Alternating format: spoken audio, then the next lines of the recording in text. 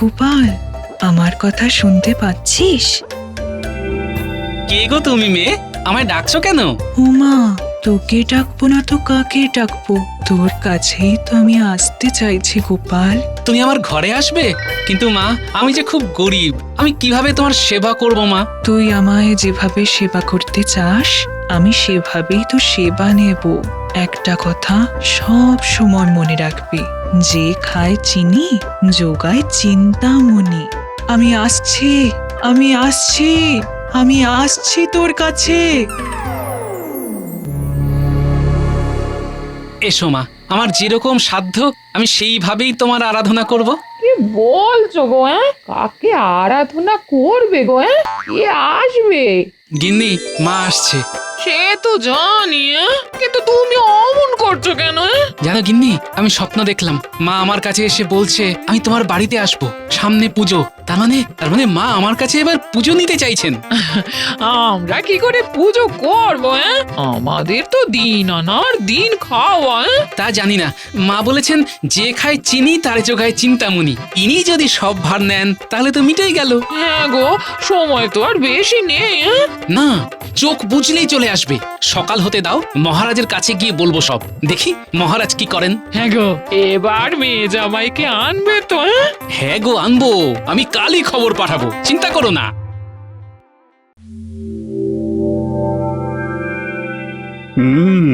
আজ সকালে ঘুম থেকে উঠে মনটা কেমন ফুরফুরে হয়ে গেল। কেন মহারাজ? বলি মন্ত্রী, তোমার চোখে কি নেবা হয়েছে? প্রকৃতির পরিবর্তন তোমার নজরে এলো না? দেখছো না, নীল আকাশ আর সাদা মেঘের ভেলা। হ্যাঁ, তা তো দেখছি। তাতে কি হলো মহারাজ? না মন্ত্রী না, তোমার না কোনো জ্ঞান গম্যই নেই। প্রকৃতির পরিবর্তন, তার মানে মা আসছেন, আর সেটাও তোমার চোখে পড়ছে না। হ্যাঁ মহারাজ, সেটা ঠিক। মহারাজ, আমার মনটাও না আজ খুব ফুরফুরে আছে। বাবা বাবা বা, তোমার মন ফুরফুরে, বাহ বাহ বাহ, খুব ভালো খুব ভালো। মহারাজ, ভোর রাতে স্বপ্ন দেখে না ঘুম ভেঙে গেল। কি স্বপ্ন গোপাল? স্বপ্ন দেখলাম মা আসছেন, ত্রিনয়নী। সে কি দৃষ্টি, করুণা যেন ঝরে পড়ছে। আমাকে আমাকে বললেন, গোপাল আমি তোমার কাছে আসছি, তোমার ঘরে। তাই নাকি? মার জায়গা পেলেন না, তোমাকে স্বপ্নে দেখা দিলেন। বাবা, হে, মহারাজ মাথার উপরে আছে, তারপরে আমি আছি, সেনাপতি আছে, এত সব লোককে ছেড়ে মা তোমার কাছে এলো। কি করব মন্ত্রী মশাই, যদি মা তার সন্তানের ঘরে আসতে চেয়ে আগাম স্বপ্নে জানিয়ে দেন, তবে আমি কি করব? বইছে বুকে গরম রক্ত। গোপাল মায়ের চরম ভক্ত। তাহলে গোপাল, তোমার ওই ভাঙা বাড়িতে মা আসছে। ভালো, তুমি চেয়ে নিও। জানো তো, না চাইলে কেউ কিন্তু কিচ্ছু দেয় না। আর এই মায়ের বাহানা করে আমাদের কাছে কিছু চেয়েও না, আগে থেকে বলে দিলাম। আপনাদের কারো কাছে কিচ্ছু চাইবার নেই, শুধু একটা কথাই বলার আছে। মায়ের যে পুজো আসছে, ওই পুজোর দিনে আপনারা সবাই আমার ঘরে মায়ের পুজোয় আসবেন। তোমার সাহস তো কম নয়। তুমি মহারাজের মহাপুজো ছেড়ে আমাদের তোমার পুজোয় যেতে বলছো? মহারাজ, মহারাজ শুনুন, আপনার প্রিয় গোপালের কথা শুনুন। গোপাল আপনার সমকক্ষ হতে চায়। গোপাল, এই ছিল তোমার মনে? তুমি তো নিজেই কপটদক্ষিণ, এর মধ্যে তুমি করবে মহাপুজো? তা কি করে করবে? মহারাজ, আমি একটা কথাই জানি, যে খায় চিনি তারে যোগায় চিন্তামণি। তাহলে ওই চিন্তামণির খোঁজেই যাও। ওই চিন্তামণির খোঁজে আমাকে যেতে হবে না মন্ত্রী মশাই, চিন্তামণিই আমাকে খুঁজে নেবে। বাবা, এত বড় কথা! চিন্তামণি তোমাকে খুঁজে নেব, তার মানে তুমি আমাদের সকলের চেয়ে বড় ভক্ত, কি তাই তো? মহারাজ, বড় ছোট বলতে পারবো না, শুধু এটুকু বলতে পারি মা আমাকে স্বপ্নে দেখা দিয়ে বলেছেন তোমার কোনো চিন্তা নেই। এই এই তোমার এই ঔদ্ধত্য আমি একেবারেই বরদাস্ত করব না। তুমি তুমি এখন আসতে পারো। আসতে পারি মানে? তুমি এত বোঝো আর এটা বুঝতে পারলে না যে তুমি এখন আসতে পারো মানে তুমি বরখাস্ত হলে? যাও যাও, দেখো কোন চিন্তামণি তোমাকে বাঁচায়। তাহলে আমি আসি মহারাজ, প্রণাম নেবেন। যাবার আগে একবার রানীমার সাথে দেখা করার অনুমতি দেবেন মহারাজ। ঠিক আছে, তোমাকে শেষবারের মতো রানীমার সাথে দেখা করার অনুমতি দিলাম। আর একটা কথা কান খুলে শুনে রাখো, পুজো হয়ে গেলে এই কৃষ্ণনগর থেকে তুমি চিরকালের মতো চলে যাবে। মনে থাকবে মহারাজ। মহারাজ, গোপালের এই কাজ মোটেও সমর্থনযোগ্য নয়। আমরা সবাই পড়ে রইলাম আর মা স্বপ্ন দিতে গেল কিনা গোপালকে। কি জানি মা যে কখন কার পেছনে দাঁড়ায়, মায়ের লীলা বোঝা বড় দায়।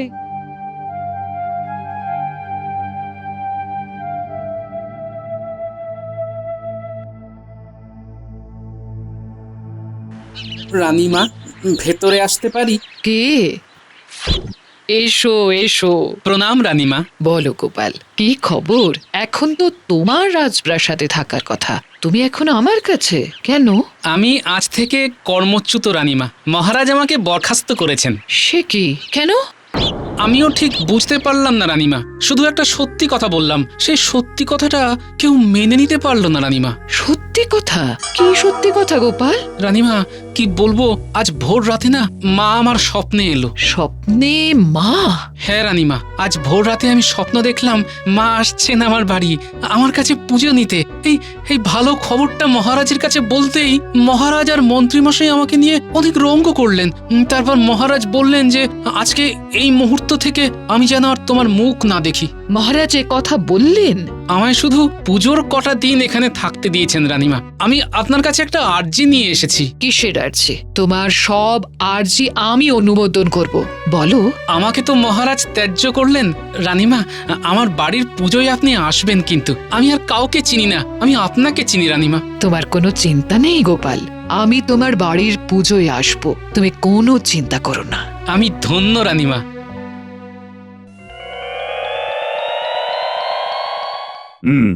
তাহলে এবার আমাদের রাজবাড়ির পুজো নিয়ে আলোচনা হোক।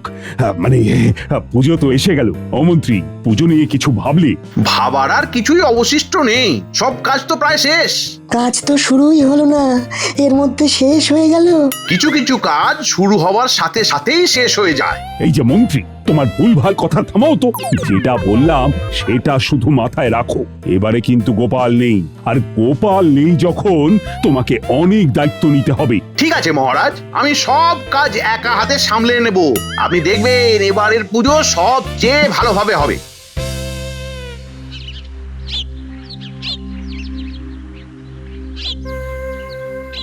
কি গো, ফিরে এলে যে? আমার রাজসভার কাজ শেষ হলো গিন্নি, মহারাজ আমাকে বরখাস্ত করেছেন। কি গো, তাহলে কি করে হবে? মহারাজ পারলেন তোমাকে এইভাবে বরখাস্ত করতে? কেন করলে না? আমি স্বপ্নের কথা বলতেই মহারাজ আর মন্ত্রী আমাকে নিয়ে ব্যঙ্গ করতে শুরু করলেন। এবার কি হবে? কি করে মায়ের পুজো হবে? আমি তো ওই নিয়ে কিচ্ছু ভাবছি না, আমার মাথায় শুধু একটা কথাই ঘুরছে, যে খায় চিনি তারে যোগায় চিন্তামণি। বাবা, বাবা এসে গেলাম। খুব ভালো করেছো বাবা জীবন, খবর দেওয়ার আগেই চলে এলে। কালই তোমাদের খবর পাঠাবো বলে ভাবছিলাম, দেখো আজই তোমরা চলে এলে। আচ্ছা, মাথায় ওই বস্তার মধ্যে কি আছে? নারকোল আছে বাবা, এবার আমাদের নারকোল গাছে প্রচুর নারকোল হয়েছে বাবা। বাবা খুব ভালো করেছো। ঘরের ভেতরে যাও, ঘরের ভেতরে যাও, এই বিশ্রাম নাও। হ্যাঁ, উফ, এই দিনটার জন্য কতদিন অপেক্ষা করেছি। গোপালবিহীন রাজসভা, আহা আহা। মন্ত্রী মশাই, আমাদের তো রাজসভাতে একটা পদ খালি হলো, তো গোপালের জায়গায় কাকে নেওয়া যাবে সেটা কিছু ভাবলেন? সবে তো গেল, একটুখানি সবুর করো। আর মানে গোপালের এবার আর কোনো বাঁচবার উপায় নেই। এই প্রথম কৃষ্ণনগর রাহু মুক্ত হলো। শোনো, আমাদের একমাত্র কাজ এবারে রাজবাড়ির পুজোটা ঠিক করে উতরে দেওয়া, আর গোপালের পুজোটাকে ভন্ডুল করতে হবে। আচ্ছা, এই গোপালের পুজো ভণ্ডুল করতে গেলে আমাদের কি করতে হবে? গোপালের ওপর নজর রাখতে হবে। আমি আজই বটা ঘটার কাছে যাচ্ছি, গোপালের সব খবর পুঙ্খানুপুঙ্খ আমার চাই। আপনি কি এক্ষুনি যাবেন? হ্যাঁ, বটা ঘটার কাছে আমাকে যেতেই হবে। ঠিক আছে, আপনি যান, বেশ ভালো করে একটা শিক্ষা দিতে হবে। কি খবর হলো কাল জানতে পারবো। হ্যাঁ, কাল সব জানাবো, চলি।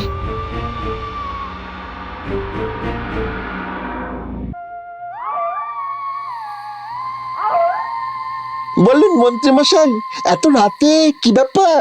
তোদের এবার বিশেষ কিছু করতে হবে না, শুধু শুধু নজর রাখতে হবে কার উপর নজর রাখতে হবে? গোপালের ওপর। গোপাল কি করে, কোথায় যায়, কার সাথে কথা বলে, এই সব খবর আমার চাই। আমরা কি গোপালের পেছন পেছন ঘুরবো? অনেকটা তাই। তোদের সারাদিন গোপালের ওপর নজর রাখতে হবে। গোপালকে নাকি মা স্বপ্ন দিয়েছে। গর্ভধারিণী মা? না না, মা দুর্গা ভোর রাতে স্বপ্ন দিয়ে বলেছেন উনি নাকি এবার গোপালের বাড়িতে আসছেন। এটা তো খুব হাসির কথা। মন্ত্রী মশাই, আমার তো হাসতে হাসতে পেট ফেটে গেল। মা তো লোক পেলেন না, শেষকালে গোপাল ভাঁড়ের বাড়িতে আসবেন। তাই না তাই? তাহলে এই নজর রাখার জন্য আমাদের কত করে সাম্মানিক দেবেন মন্ত্রী মশাই? দুটো করে মোহর প্রতিদিন। মোটে দুটো করে? ওটা 4 করুন, তাহলেই ভালো লাগবে। কি বলিস ঘটা? হ্যাঁ, এটা ঠিক বলেছিস। রাজকার্য বলে কথা। ঠিক আছে ঠিক আছে, তাই হবে। তাহলে কাল থেকে শুরু করে দে। তাহলে এখন দুটো করে মোহর অগ্রিম দিন। উফ, ও ঠিক আছে, এই নে, এই শেষ। আর তোদের সাথে কাজ করব না।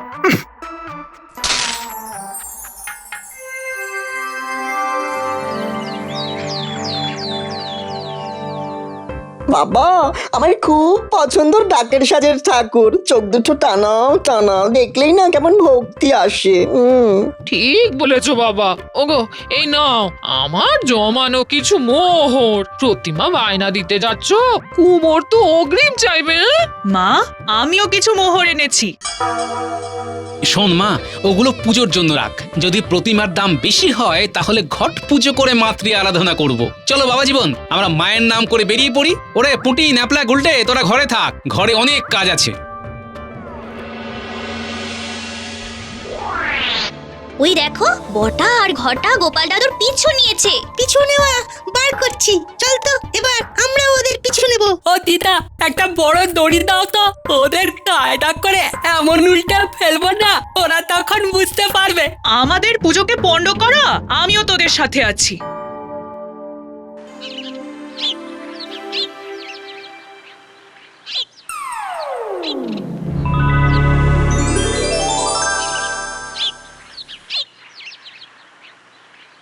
হ্যাঁ গো, ভালো মানুষের ছেলে, তোমরা আমায় একটা ঠিকানা বলে দেবে? উফ, আমরা এখন খুব ব্যস্ত, কাজে আছি, এক মুহূর্ত চোখ সরানোর উপায় নেই। তবু বললো, গোপাল ভাঁড়ের বাড়িটা কোথায় একটু বলতে পারবে? গোপালের বাড়ি যাবে কেন? আমার খুব দরকার। ভুল রাস্তা দেখিয়ে দে। ঠিক বলেছিস, গোপালের বাড়ি যাবে।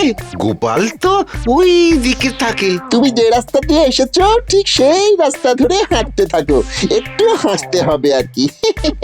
তোমরা ঠিক রাস্তা দেখিয়ে দিয়েছো তো? হ্যাঁ গো, এগিয়ে যাও, একদম নাক বরাবর। ধন্যবাদ বাবারা, তোমরা খুব ভালো মানুষ। সেটা তো আমরা জানি যে আমরা ভালো মানুষ। চলি গো। যাও যাও বাছারা, তোমাদের দুজনের চোখে ধুলো পড়ুক। এই ঘটা, চোখে যেন কি পড়লো রে? উরি বাবা! আমারও পড়লো। ও রে বাবা রে, কি কি কি কর কর করছে? যারা অপরের ক্ষতি করতে চায় তাদের এই অবস্থাই হয়। থাক থাক এই অবস্থায়। কিছু শুনলি? ওরে ওরে, আমাদের মা শিক্ষা দিয়ে গেলেন।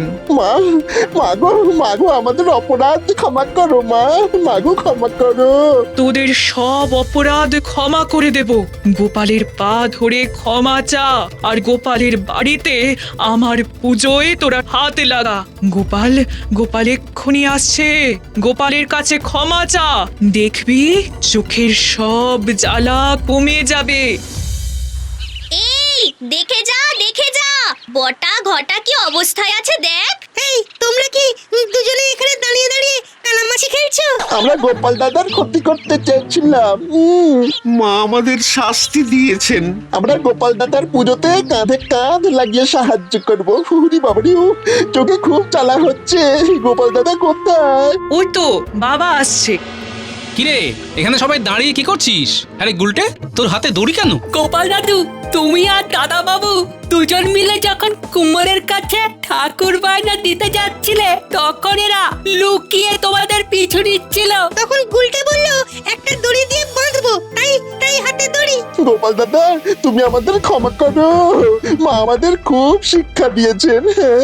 আমাদের চৈতন্য হয়েছে, আমরা আর কারো ক্ষতি করব না। মন্ত্রীমশাই আমাদের দিয়ে খারাপ কাজ করাতে যাচ্ছিল, মা যার কাছে বাঁধা পড়েছে তার ক্ষতি করে এমন সাধ্য কার আছে? আমাদের ক্ষমা করে দাও। চোখে অসহ্য যন্ত্রণা হচ্ছে, তুমি ক্ষমা না করলে আমাদের এই চোখের যন্ত্রণা কমবে না। তোমার পুজোয় বাঁশপোতা থেকে বিসর্জন অবধি আমরা তোমার সঙ্গে ছায়ার মতো আছি। আমি তোমাদের ক্ষমা করলাম। এই ঘরটা এই দেখতে পাচ্ছি রে। আমিও। গোপাল দাদা চলো, আজ থেকে তোমার বাড়ি হলো আমাদের ঠিকানা। দাঁড়া, তার আগে একটা কাজ আছে। আগাম যে মোহরগুলো নিয়েছিলাম সেগুলো মন্ত্রীমশাইয়ের হাতে ফিরিয়ে দেব। তুই যা, আমি গোপাল দাদার সাথে যাই, পুজোর কাজ শুরু করে দি। ঠিক আছে, আমি রাজসভায় গিয়ে রাজামশাইয়ের সামনে মন্ত্রীমশাইয়ের হাতে এই 4টে মোহর ফেরত দিয়ে গোপাল দাদার বাড়িতে আসছি, কেমন? ঠিক আছে, যা তাড়াতাড়ি আয়, মায়ের মণ্ডপটা বাঁধতে হবে না? ওটা কি আমার আর জামাইয়ের দ্বারা হবে বলতো? এই আমি ছুটে যাচ্ছি আর দৌড়ে আসছি। প্রতিমা পছন্দ হয়ে গেছে রে। আরে কোমর তো যত সামান্য মজুরি নিল, বুঝলি? সব মায়ের ইচ্ছে। স্বপ্নাদেশ যখন দিয়েছেন তখন উনি সব করিয়ে নেবেন। তা বলে আমাদের হাত গুটিয়ে বসে থাকলে চলবে না। চলো সব।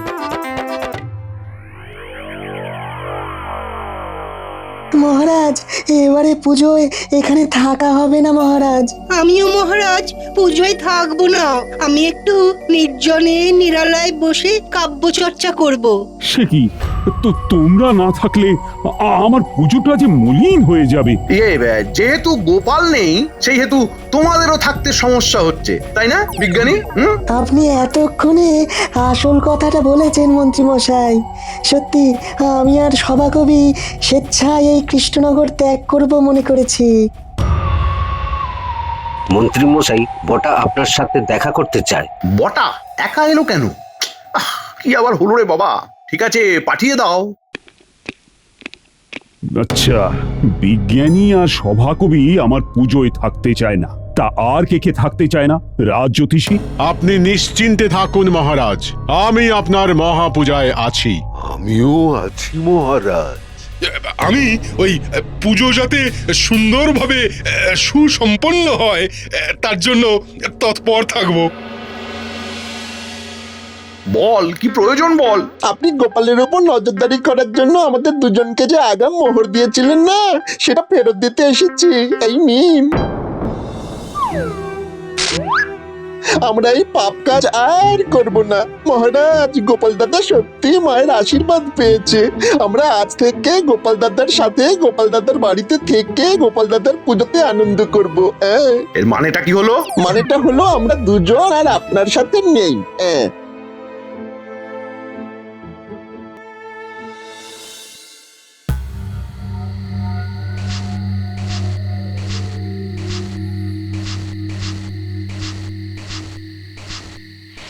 মহারাজ, আপনি কি করছেন সেটা বুঝতে পারছেন?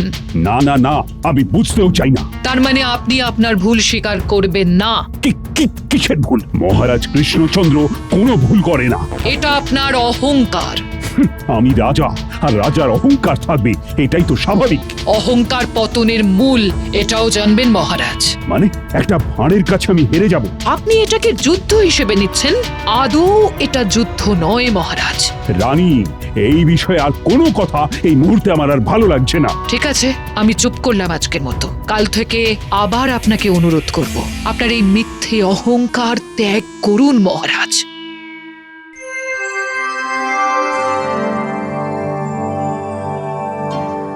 কাল দেবীর বোধন, কিভাবে যে সব কাজ সারা হয়ে গেল ভাবতেও কিরকম অবাক লাগছে। বাবা, এটা তো আপনারই কথা, যে খায় চিনি যোগান চিন্তামণি।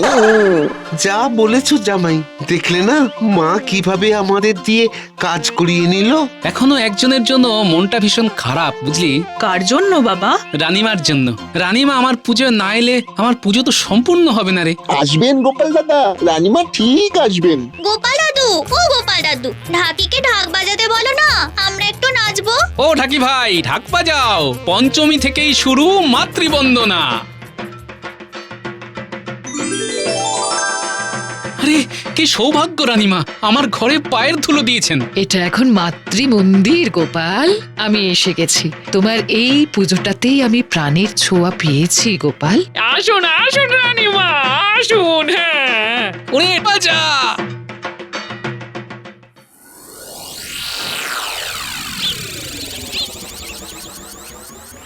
না না না, এইরকম প্রাণহীন পুজো কখনো হয়নি, কখনো না। তোমার এত অহংকার কৃষ্ণচন্দ্র! কে?